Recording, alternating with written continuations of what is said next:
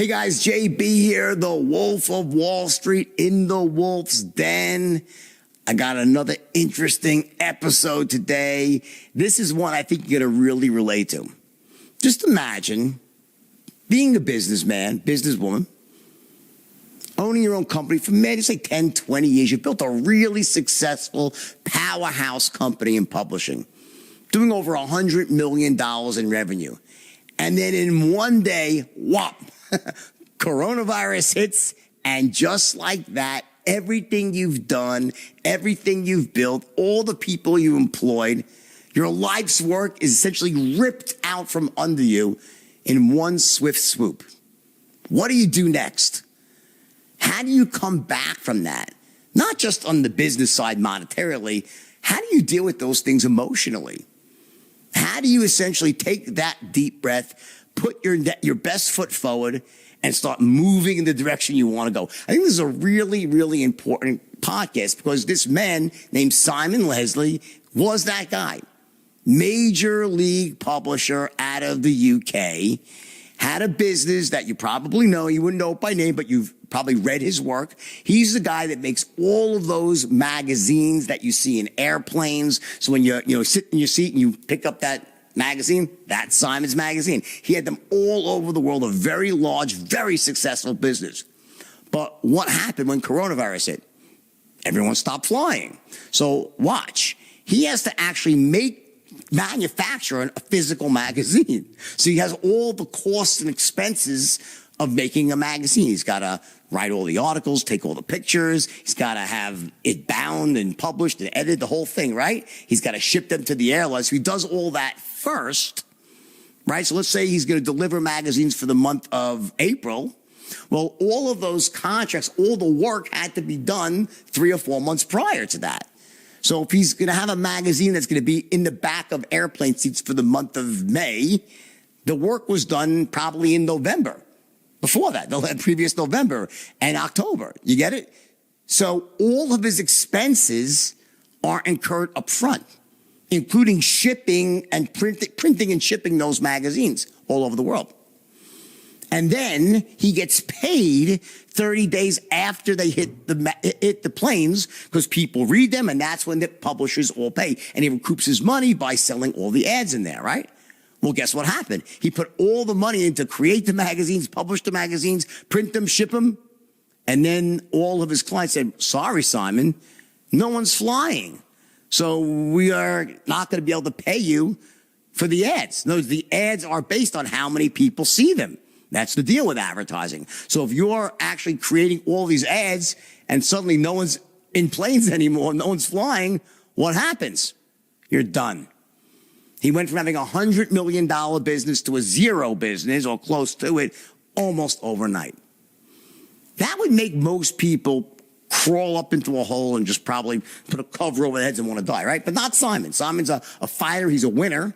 And I want you to actually listen closely to the mindset and what skill sets he's used to bounce back from that, to live to fight another day. And actually now, he has a goal to make this his best year ever. Will he get there? Maybe, maybe not, but he certainly is on the way. This is about resiliency. This is about never saying die. This is about putting your best foot forward when most people would just run the other way. One of the things I've seen in my own life when I've been in close relationships, mostly with women, meaning the closest people to me, right? Because my family is women, right? And every wife I've been married to, I've had a lot of wives, right? Girlfriend, one thing they always say about me is that I hear this thing again and again. They say, wow, Jordan, you're fearless. It's amazing. You have like no fear. It's unbelievable. How do you do that? And I always say to them, no, you're missing the point here. I'm as frightened and as scared as anybody else, including you. The difference is I don't let it stop me from taking action. I think the big mistake people make when it comes to managing fear or acting with fear is they think that, fear or overcoming fear means that you can't be afraid. Like, I don't want to be afraid. I don't think that's possible. I think fear is healthy. I think fear is natural. It's normal. You're always going to have it. The question is, what do you do when you feel fear? Do you say, oh, I'm scared, and you run from it? Or do you say, you know what? I'm going to act in spite of it. I'm going to step into my fear. See, when I feel fearful, to me, that's a sign that, okay, the stakes are high. This is really important. I better really focus. In other words, I don't run from fear. I step into my fears. I use my fears to actually propel me to take action. It's almost like when I feel the hairs in the back of my neck standing up, and it's like I know, wow, I'm probably heading in the right direction, not the wrong one.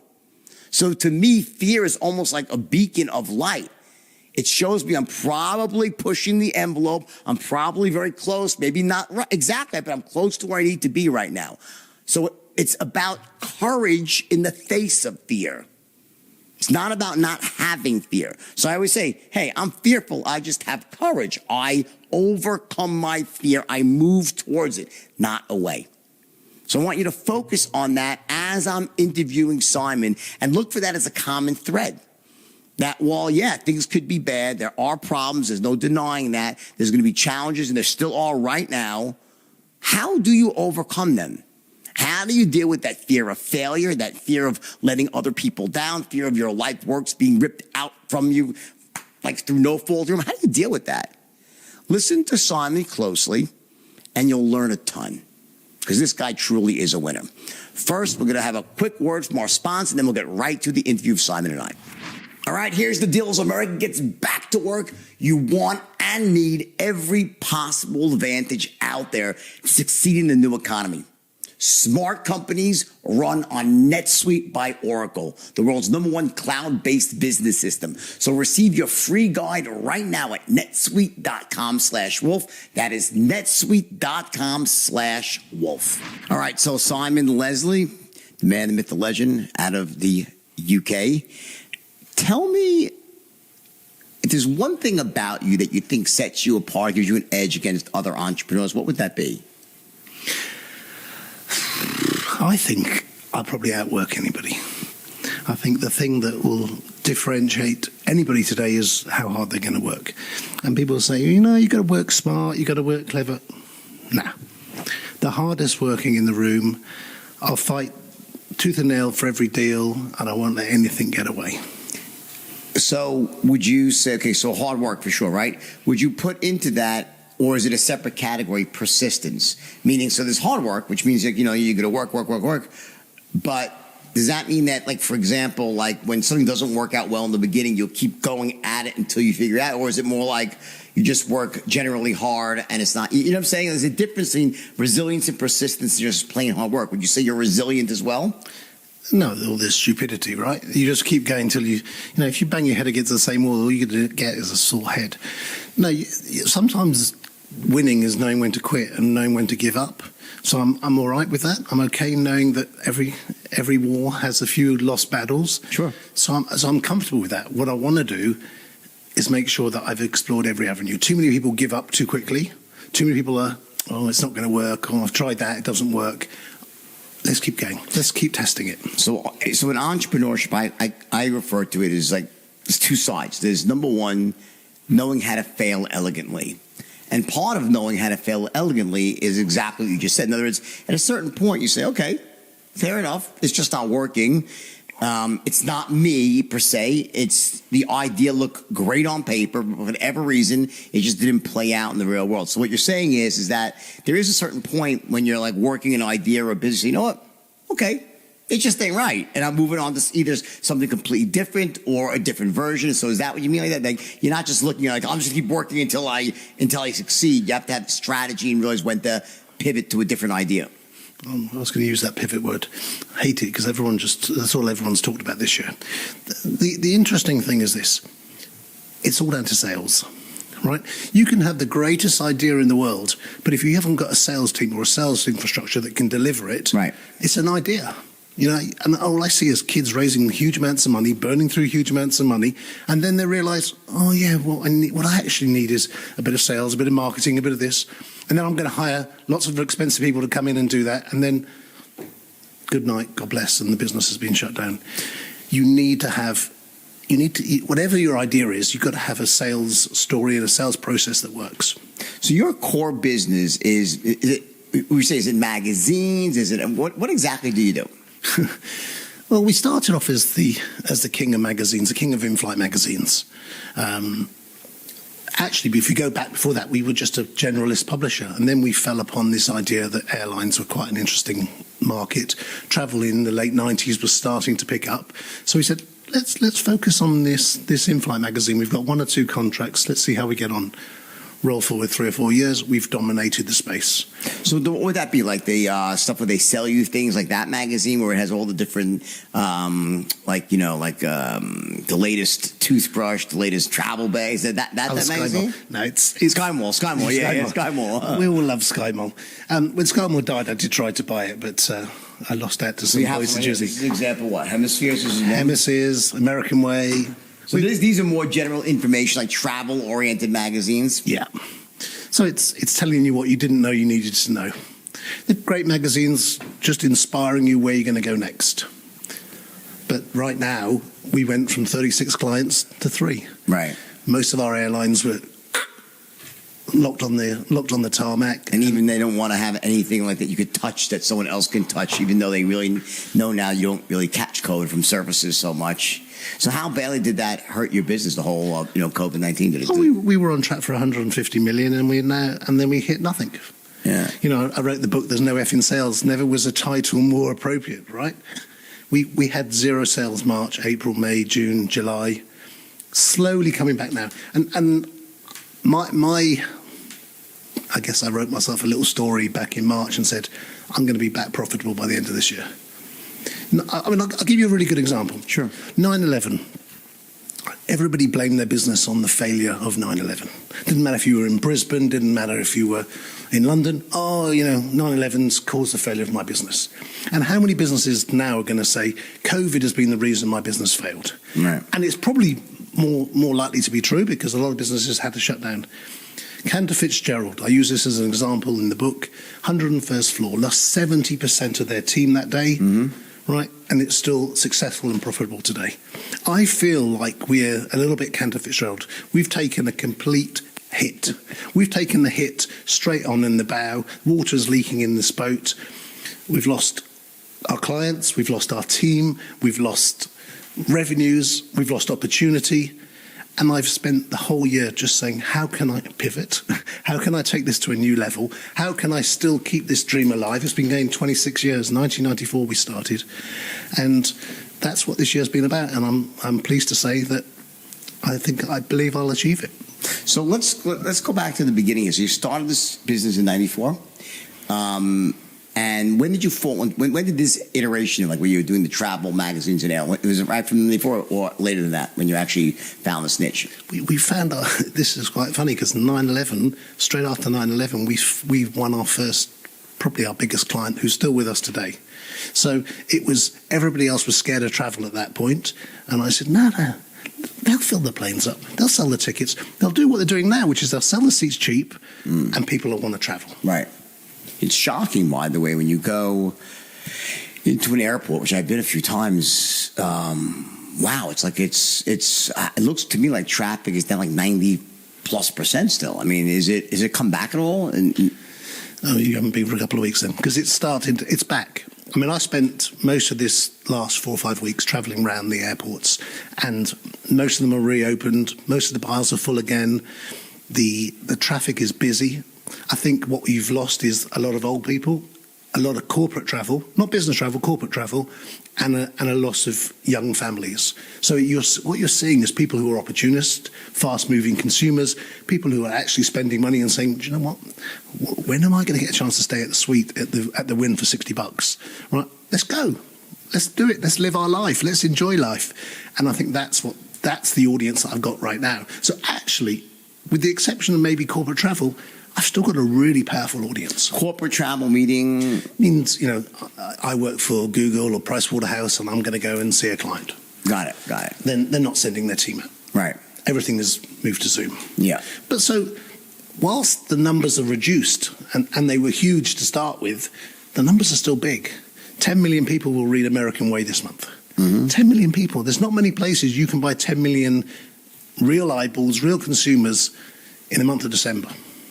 And what do you base that on? That you say you mean there'd be 10 million people that have the potential, or actually that pick it up and read it? 10 million people will get on the plane. 10 million on the plane. And then you get something that's called a habit, right? Habits form. You do this, you lean back, and you go, yeah.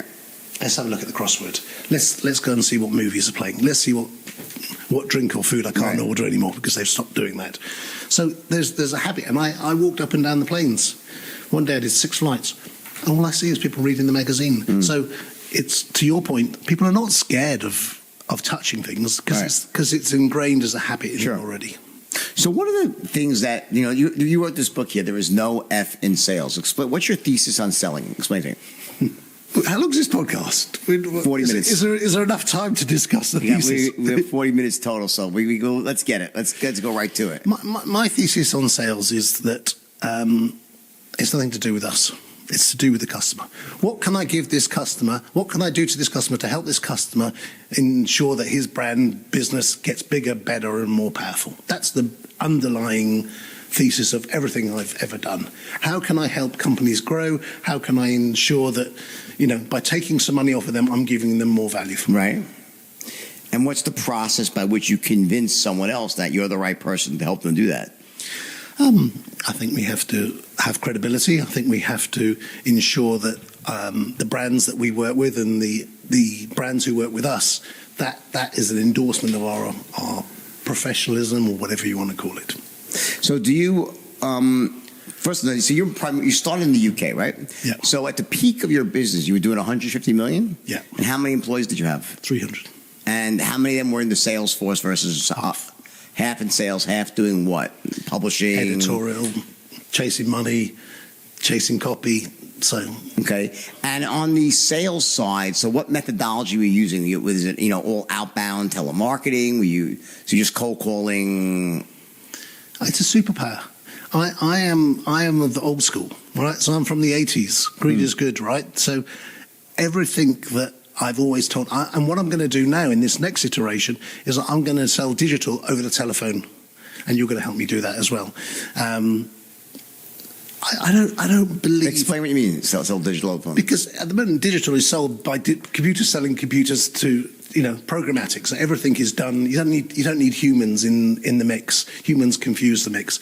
I'm going to go back to old school, where we're going to take humans and we're going to sell over the telephone with conversations to advertisers, because we're going to explain what we're doing. Because at the minute, what computers to computers do is just drive the price down. I want to drive the price back up again. Explain what you mean. I'm not sure what you mean. So go back a step. So right now you're saying the problem with advertising is it's a commodity, right? So give me an example. You place an ad on Facebook. It's been commoditized, right? You say, okay, I want to advertise here.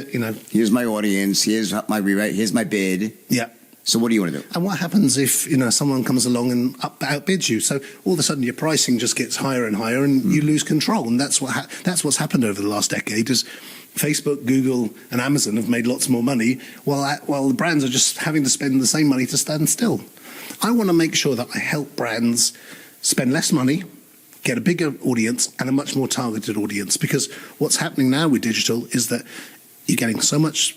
It's basically spray and pray. That's what you end up with. But I want to do it by having conversations. In the pest control business. Exactly. Spray and pray are, I train pest control companies, and it's like the other companies, they all spray and pray. So they're taking more of a shotgun approach, right?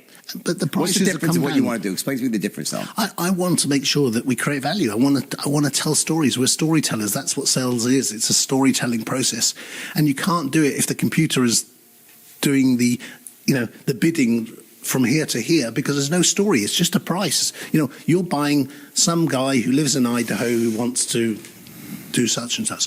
I want to give you somebody who I know is flying from Idaho to Chicago today and is going to stay there a week and is going to go out to eat 3 or 4 times.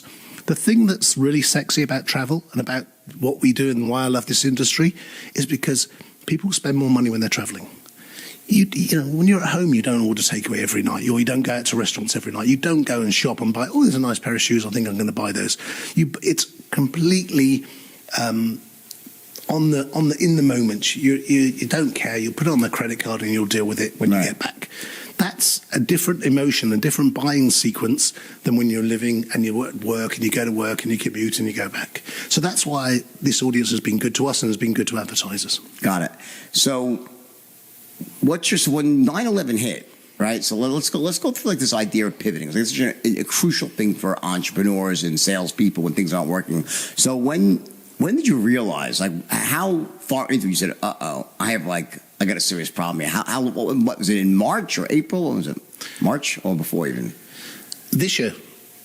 Yeah, in 2020. Yeah. When did it first hit you that, like I can tell for me it happened, like I realized it was like a week or two towards the middle to the end of March, where suddenly all my overseas deals, my speaking, got canceled and delayed and pushed back. And I was like, like it looks like these bookings are like slowing down. And I started to realize that this is not, going away so soon. And then I watched some really big events I was part of get canceled. And so I was thinking, when did it impact you? When did you really say, boy, I got to do something?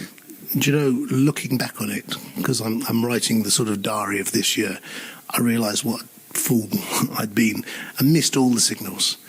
It started in November and December last year in China, and we've got a big operation in Singapore, and I just didn't see it. I didn't see that. And then we had the conversations, and they're saying, this could be bad, and they ignored it. We then published all the March issues, and then the airlines started saying, not sure if we're going to be flying. We're not sure if we're going to put the magazines on the board.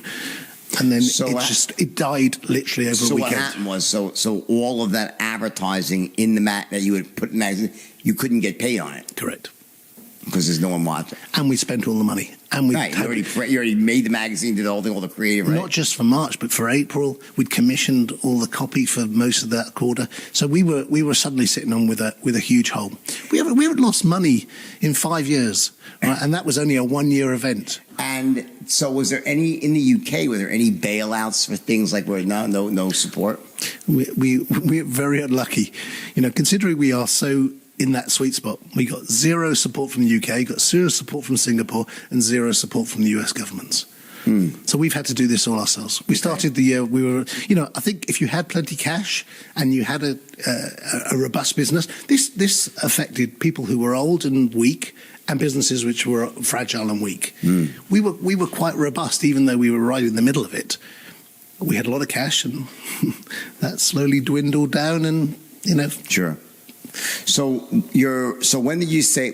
how long did you sort of were like playing the old like denial game? It's gonna come back. It's gonna like was there a certain period of time where you're like fingers crossed? It can't last forever. And then was there a certain point you said, all right, I got to act now and start making cuts? We tried to keep as many people as whole as possible. I looked at business and I went, what the hell can I do? And then, looking back at 2008, looking back at 9/11, looking back at 2012 when countries were going bankrupt, I think, what did I learn from that? What was the thing that I learned? And what I realized was it was an opportunity to acquire great talent or great people, because there were people being released, and I had to look after my team.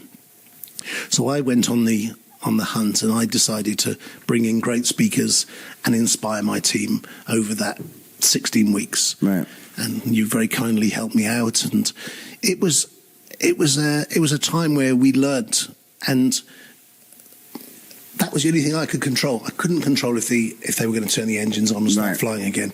So I kept the team in a good place. We kept them all on whole salary. We did the best we could. Right.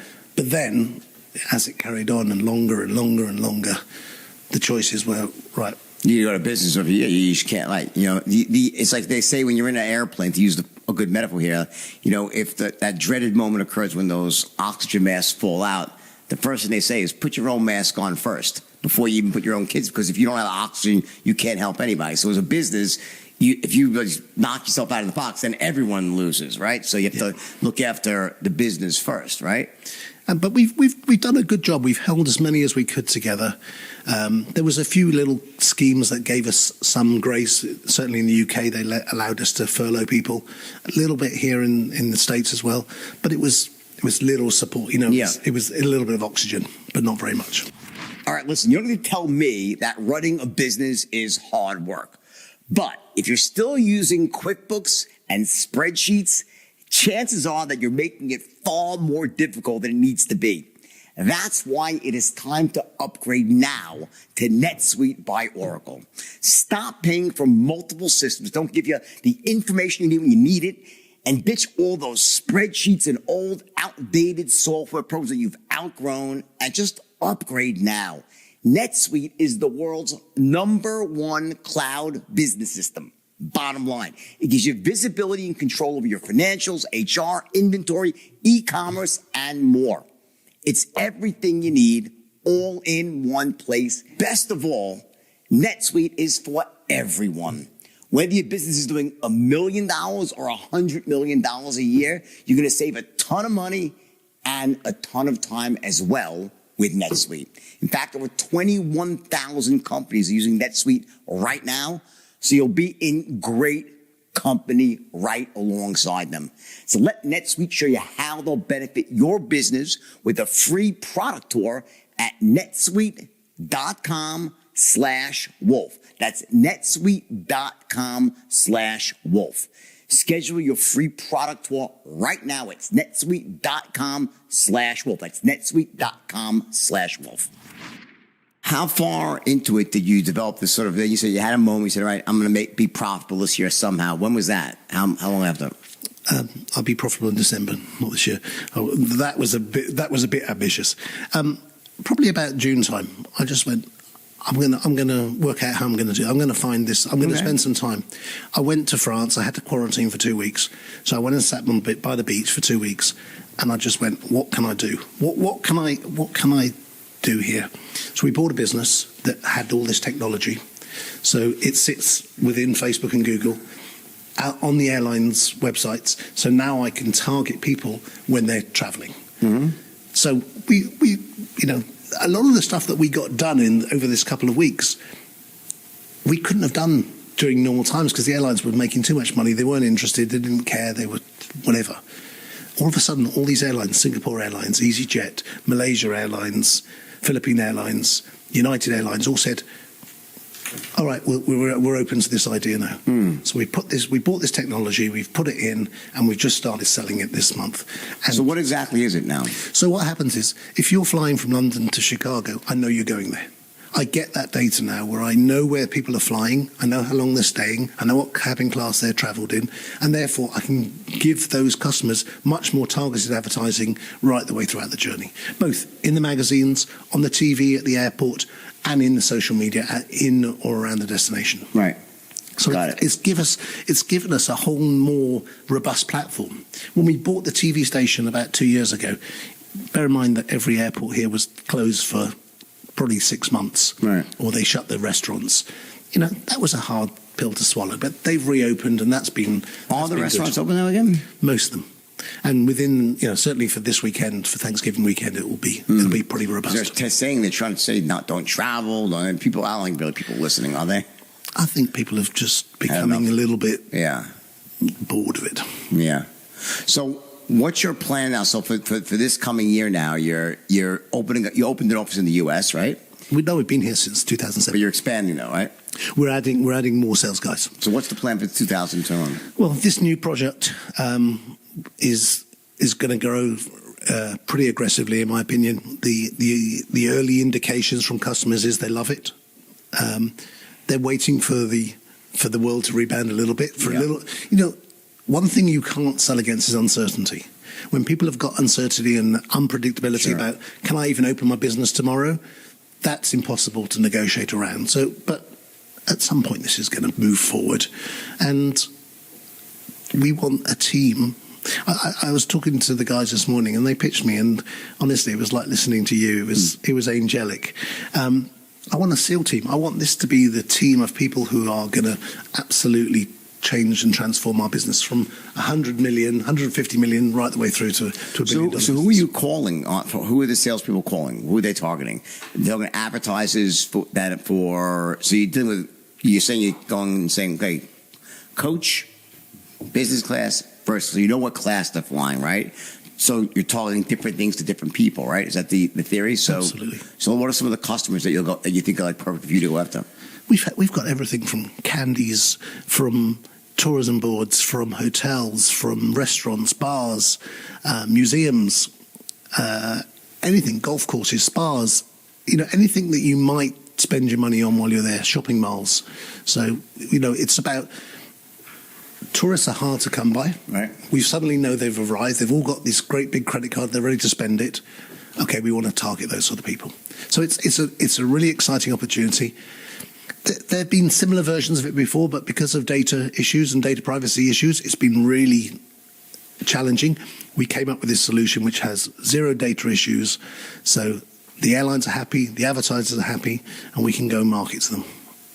How much of your business is based on your personality? Would you say your business is a reflection of you, that you're that everyone sort of looks to you for the passion and drive, or is there something, does your business stand separate from you, or are you your business? That's a good question. I've been trying to step aside from my business many times over the years. Trying to make yourself obsolete as much as you can. But I also love what I do, and my business is about hiring people with drive, passion, and ambition, and helping them achieve the things they want to achieve. This book here just gives you, it's like a travel brochure, but it's like all the things that we did last year. For your company. For the company. These are all the staff who work for us, and the adventures they went on. Oh, nice. We do charity walks across the Sahara. We climbed Kilimanjaro. We went Vegas, LA, Svalbard, which is the top of the world, South Africa, which is the bottom of the world. We send them on adventures. One of the things when your film came out, I had phone calls. I was in Australia. People, you've got to go and see this film. You've got to see this film. It's like, this is similar to you. My last interview question was always, can you sell me this pen? And people phoned me and go, have you seen it? I haven't yet. And I was in Melbourne and I went to the cinema and I sat there and I cried because I'm like, oh my God, that was the cult, the emotions that you had about losing it. It was probably how I feel, right? Because that's how I feel this year, because it's been attacked so aggressively and battered so aggressively. But ultimately, it's about, I've got these people. Some of them, most people wouldn't hire them. I don't care if you've got a degree or you left school at 16. I just want somebody with a hungry heart. desire, right? Yeah, and I will help them achieve whatever they want to achieve. And we've got so many success stories over the years, and we've lost some really good people this year. People who, have been with me over a decade, and they just said, "Look, I can't make the money I was making. I've got to make a shift." And I understand it, but it's been a hard pill to swallow. Yeah. So, in terms of entrepreneurs that are listening to this, right? What are if you were to give me 5 steps that when you're taking any situation you're in, right, to improve it, just give me a set of steps. Okay, so you find yourself in this problem where people stop traveling. That's a tough situation. You're in a travel magazine, no one's traveling, right? So what are the steps? Okay, so now, fair enough. I'm kind of screwed. What do I do? What are the steps out of that? I think they all come like C's. What can I control? Where's my confidence going to come from? Because if I can't get confidence in and have belief in my business right now, who can I go and borrow some from? Right. And I think that's a really good lesson for people who are young. When I started, probably the same as you, we used to get tapes. Zig Ziglar used to send a tape every 28 days, and that was it. That was our motivation. We didn't have anything. So in order to learn, we had to read a book or get a tape, and I didn't like reading. And today you guys have got videos, podcasts, so much stuff, so many great amounts of content, and you've got to go and spend enough time with people that you like, people that you aspire to be, and therefore, if you can spend enough time in their company, at some point you'll be sitting in a room with them having a conversation going, hang on, I dreamed about this day once upon a time. Is there step 1, stop the bleeding? The patient's on the table, the patient's dying. I gotta make tough decisions, and I gotta see what needs to be cut. And it's like a triage that you do. You're like, all right, I gotta fire 8 people. I gotta reduce overhead. I gotta stop. Is that part of when you're actually pragmatically in business? So you went through this terrible time right now, and now you're on the other side. You're emerging out. But when it first happened, was there all right, whoa, stop, take stock? Who can stay? Was it that granular for you or no? 100%. And the key thing is cash. One of the things that people talk about, I'm making so much profit, I'm doing this. Cash flow. How much cash we got? Yeah. Right, how much cash we got? That was my first question. How much cash we got and how long can we survive on that cash? Right. If we don't get another penny, how long can we survive? And we had about 9 months. So I said, okay, let's not panic. There's no need to panic. Right. We're not dying. We've got 9 months to live. We've got to see what we can do. And let's see how we can do it. And then you start saying, okay, what don't I need? What do I need? What decisions have I been putting off for a while that I need to make some decisions? And as the cash gets less, your urgency increases. But I don't think people realise how important cash is. Cash is more important than anything else when you're in business. If you don't manage your cash well, business, that's why businesses fail, not for any other reason. You can sell lots, but if you don't collect the cash... Sure.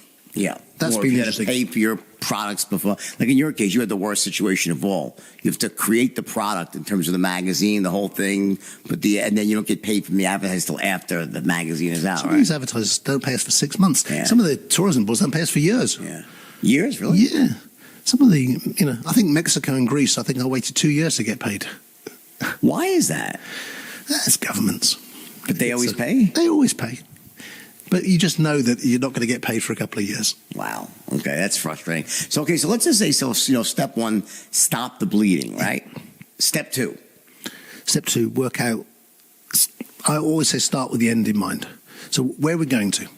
What's the finish line look like? What does the goal look like? And let's reverse engineer it. Let's come back to where we are right now and what do we need to do between now and getting to that place? So if I want to make a profit in December, what do I need to do? Got it. I need to make sure that these products are live. I need to make sure that I can generate this much cash over the final. So step two is basically come up with a vision of where you want to go, basically. Where are you heading to? Come up with a... So is it really a plan or just sort of a destination first and then plan next? It's like budgets, right? A budget is something that's like a guess you make about 18 months in advance and go, yeah, I reckon we'll do that next year.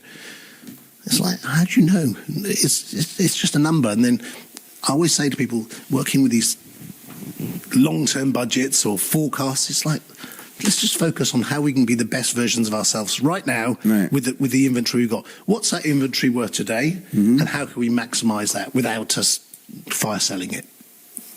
And then, so take stock of your inventory. So your next steps, you have a plan of where you know where you want to go, right? In terms of the actual planning, do you actually plan? Do you have a formalized strategy, or is it more intuitively or more of a feel? You're analyzing it every day and just sort of going with the flow, or do you have a plan at least that you have as a framework for things? Me or the business? You. Me, I'm fluid. Nothing needs to make any sense in my head. I'm on and I'm focused and I know what we need to achieve. But I'm also flexible with myself, right? That I can make sure that we can achieve what we need to achieve. So if I feel like I'm burning myself out, I pull myself back.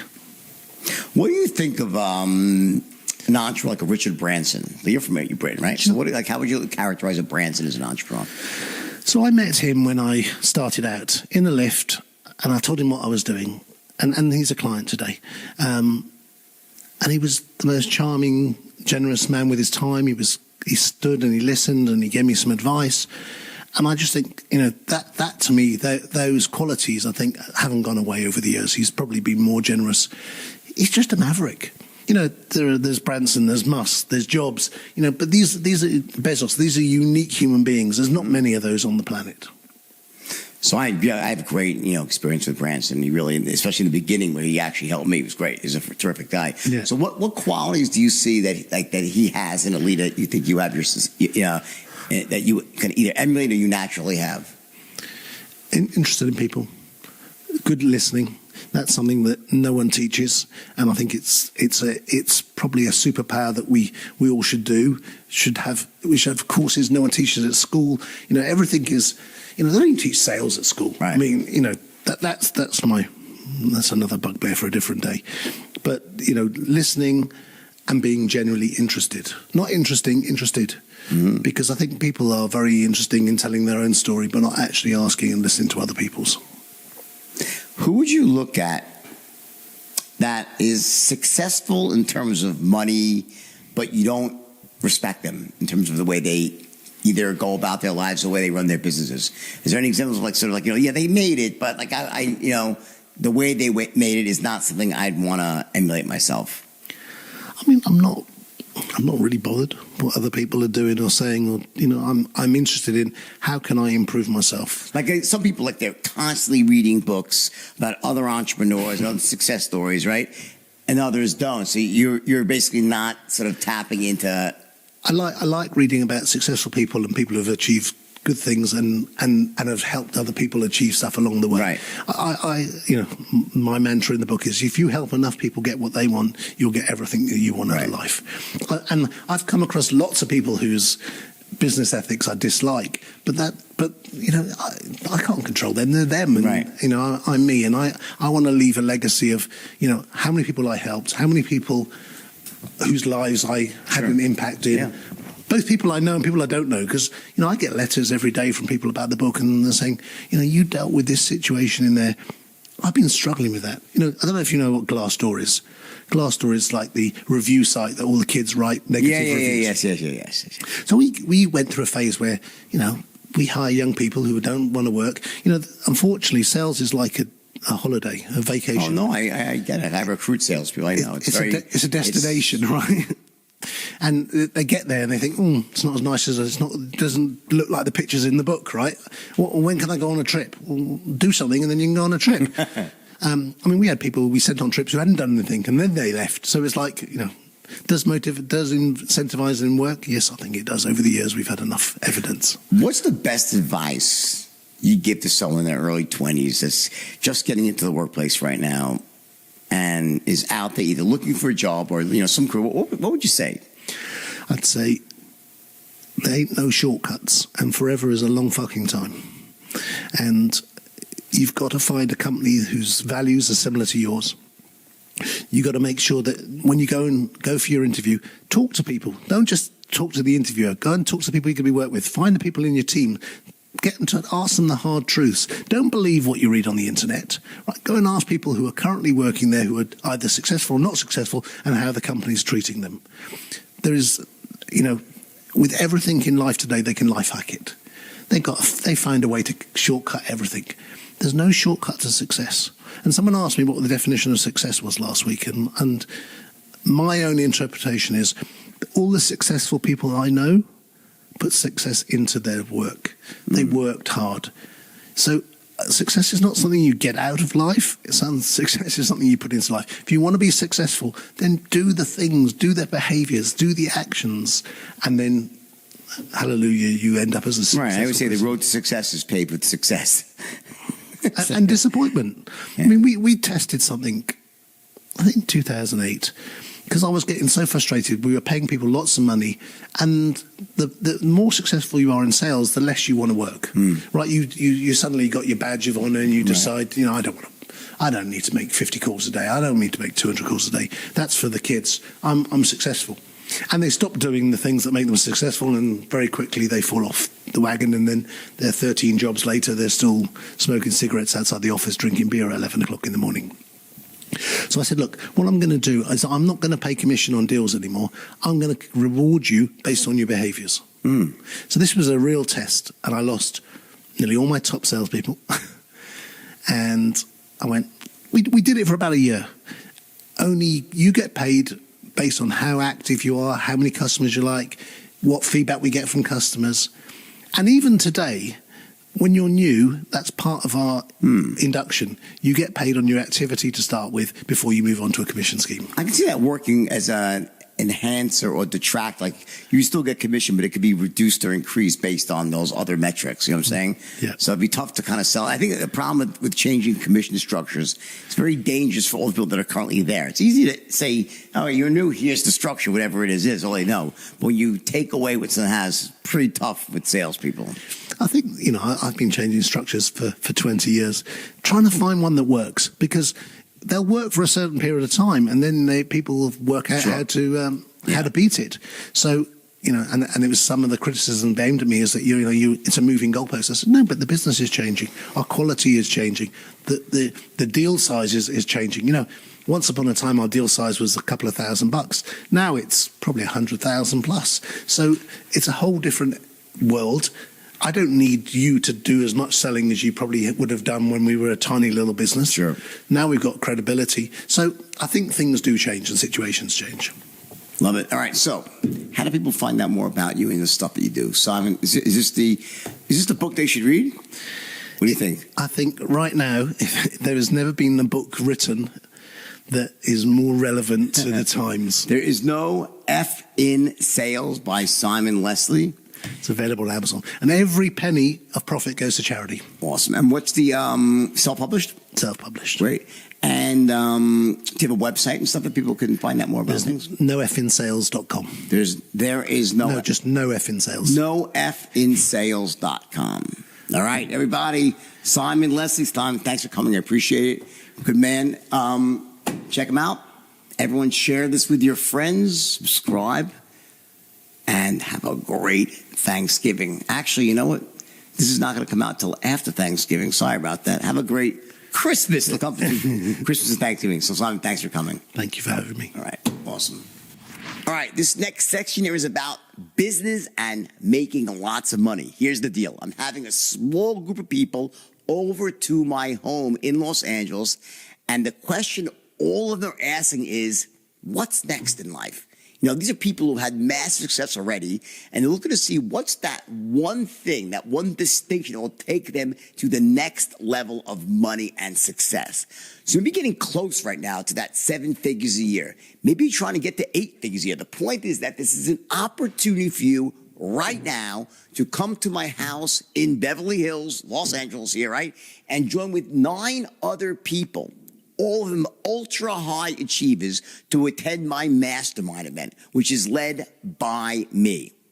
Now, what's going to happen here is very special, and it's going to be nothing short of life-changing. You and this group of top business leaders are going to spend the weekend with me in intense, regimented brainstorming sessions, where you're also going to get to have some time, about an hour or more, with one-on-one consulting with me personally, along with a special breakout session where I'm going to be sharing the most cutting-edge secrets of sales, marketing strategy, things I'm using myself right now to scale my own businesses in a massive way. But the real magic, by the way, of this mastermind is you're also going to get to sit in the hot seat in front of all these other top performers. In other words, every person in the mastermind is going to have that opportunity for an hour or more to sit in the hot seat, where all the collective energy, brain power, and experience will be laser guided on you, focused on you and your company, and helping you take things to the next level. Things that you thought were impossible before this day will start to become very possible for you as soon as you leave. When this is over, you're going to go home feeling energized, with new ideas, new plans, and most importantly, a network of very powerful new contacts who are going to help you make them happen fast. In other words, I'm opening up my entire Rolodex to you, as all the people who are attending to do the same. I'm telling you, the results that you're going to get here from this mastermind will be nothing short of staggering. Now, a little bit about how this actually works. First, you're going to fly into Los Angeles, and my driver, Abdul, will pick you up at the airport. We'll have your favorite drinks waiting for you at my house. We'll also have a world-class chef there to cater some of the best meals you've ever had. This is going to be fun, and it's going to be about learning and business and camaraderie, all the best things in life wrapped up into one. I guarantee you will walk out of this mastermind event with a new, improved, much bolder, and more powerful vision for your future, a new plan, and massively powerful new context to take your life and your business to the next level. So what you need to do right now is go to jordanbelfort.com/mastermind and apply. That's jordanbelfort.com/mastermind and apply right now. Do not miss this opportunity. It's once in a lifetime, and it's life-changing. All right, real quick, listen, if you're a CEO, you're a sales manager, or you're involved in hiring for your company, I want you to check out my new organization, Straight Line Hiring. What we do is we deliver expertly trained salespeople to companies like yours. World-class salespeople trained by me and delivered to you on demand. Go to my website, jordanbelfort.com. Check out Straight Line Hiring, the only way to grow your company with certainty.